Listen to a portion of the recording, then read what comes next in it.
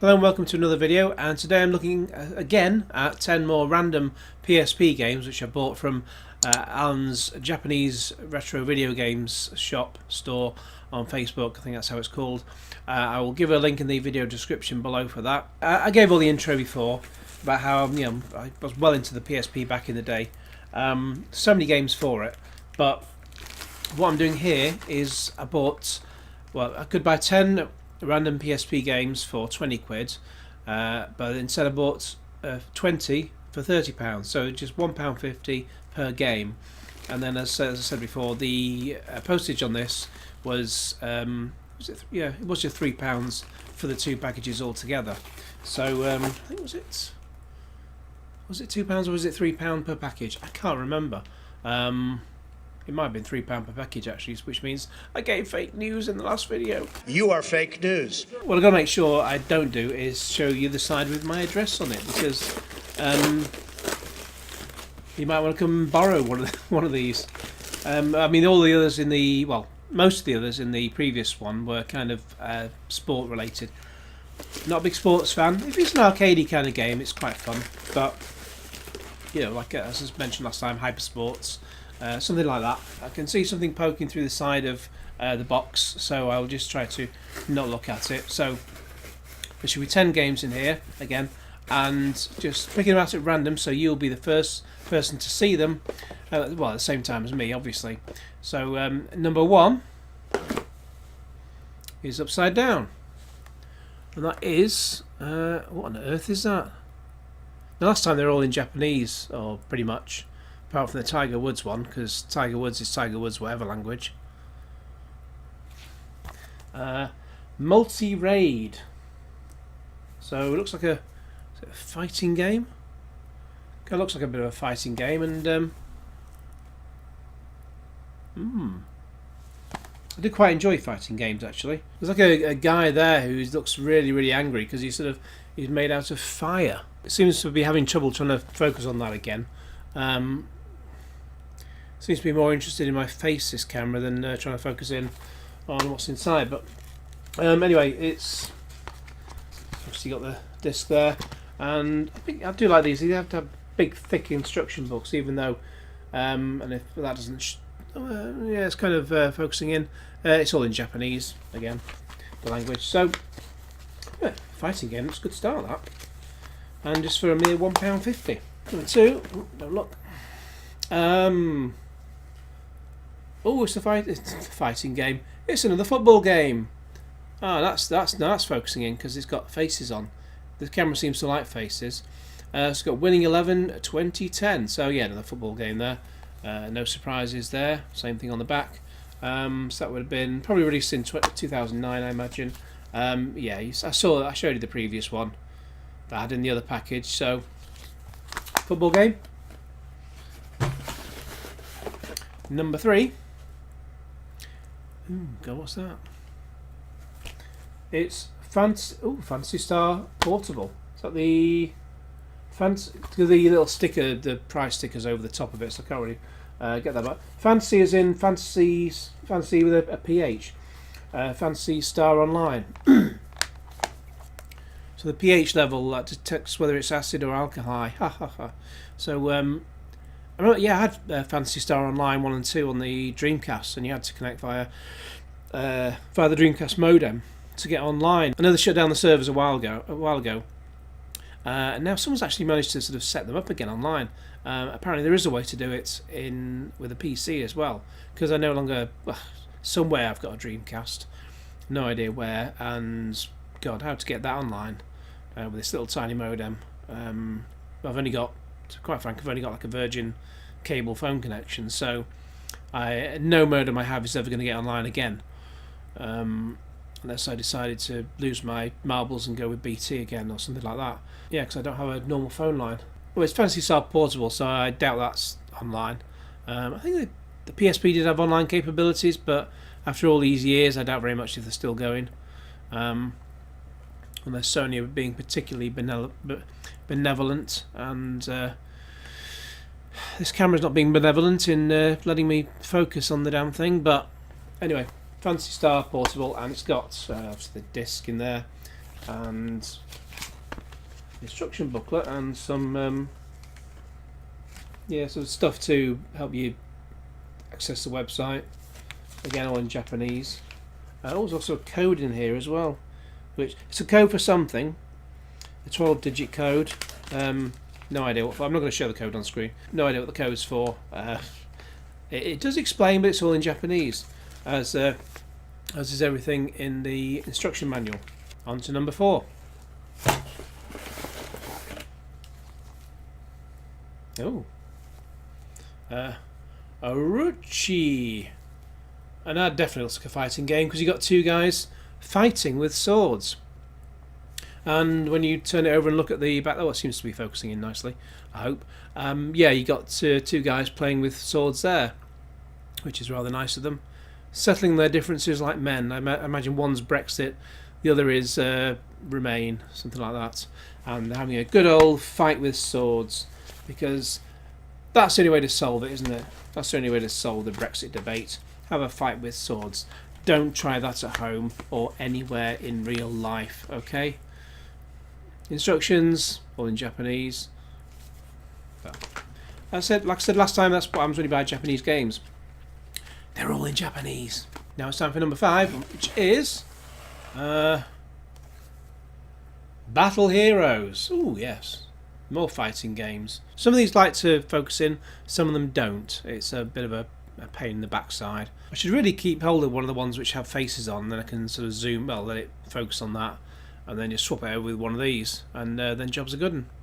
But anyway, yeah, it looks like kind of a bit of a 3D fighting game. Again, sort of similar to the last one I had, Arichi, yeah, and looks a bit of alright actually. It's hello. So as well as a manual, which all in Japanese, we also have some sort of there we go. It's an advert for Bookland books when for trying to advertise books with video games. Good luck with that. And some sort of weird cards. Not quite what this is about, but it's got some. Is it? It's in Japanese, so I can't understand it. But some sort of cards. It's got 4,000 points on it, I think. No idea. But quite nice little extra. And did I show the inside of this a minute ago? But yeah. Now it seems to like that. Yeah, it seems to let it focus on that. So yeah, you can sort of see the card thing there. Yeah, that's fine. It is rather nice. So that is number 5. After 5 comes number 6. Just trying to turn it the right way without seeing anything and without holding it upside down. And we have number 6, which God, what is this? It's something portable. Some sort of samurai thing. Focusing on that, and then showing that. You can see sort of cartoon faces there, and then there's like sort of gambling kind of stuff there. So it seems like it's just like another gambling game. Quite what's going on down here with these funny faces, I don't know. Absolutely no idea what's going on with any of that. It's from Daito, D-A-I-T-O. Oh, it's sealed as well. Who needs pens when you got toothpicks? So peeling the plastic layer off, and of course plastic is fantastic, no matter what David Attenborough tells you. David Attenborough, who flies around the world to tell you that flying around the world is damaging the environment. Yeah. And you believe him? What the hell's going on there? I mean, practice what you preach. You know, don't fly around the world and tell us that it's bad to fly around the world. And take a big, huge film crew with you. And don't go to COP conferences in wherever they hold them. Was it Poland last time? And they have 300,000 people in total going to some climate conference to tell you that flying is bad for the environment, and that they go and they get there for 2 weeks and they achieve nothing at all. and then after the 2 weeks they have to stay on an extra day or two just so they can come to some sort of agreement, which they could have done at the start of the first week, and then they could have all gone home. But no, let's have a 2 week jolly at the taxpayers' expense. Yeah, let's believe all them. Anyway, plastic is fantastic, and there we have the disc and the instructions. Oh, it's like some sort of instruction thing. Oh, no, actually, I think it's like a sort of warranty thing. It's got like a place where you can, in a sort of far corner where you can put a stamp. That's quite nice. Always nice to have somewhere you can put a stamp. Quite what's going on with all this, I have no idea. It's not even. Yeah. No idea what's going on there. And instruction booklet. Japanese again. Okay. Number 7 in that case is Adventure Player. One that's in English, but not quite. That's in Japanese.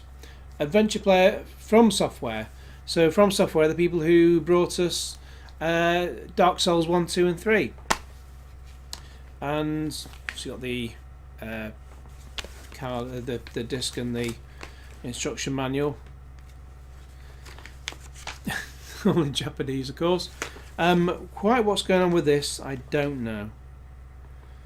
Create your own adventure, I imagine. Adventure Player Studio. I'm trying to read through it, get some sort of ideas. It seems to be some sort of build your own adventure thing. Of course, the alternative is I could have just looked through all these first and then be talking about them, have a bit more knowledge about them. But it would be more fun just to go through these randomly, don't you think? That's number 7. Number 8 is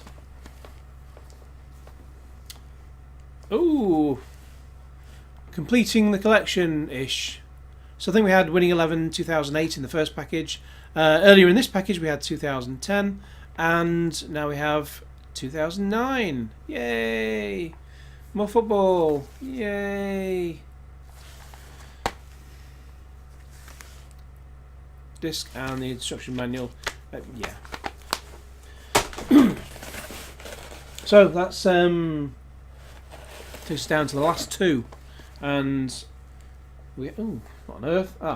The sport one, but again it's a golf title, and it's something that's kind of arcadey. It looks like something golf. Persian Golf? No. Golf War? No. Cartoony Golf! Yay! And I imagine, I can't understand the Japanese, but I imagine that sort of picture there on the left hand side is lots of people all sharing stuff, so sharing a game of golf, I imagine. I mean, golf is kind of, you take it in turns one at a time anyway, so yeah, it's not too much of a problem if you can't play with like 6 people. If you can find 6 people who will understand Japanese for this thing. So that's the 19th out of 20 games. What is the very last game?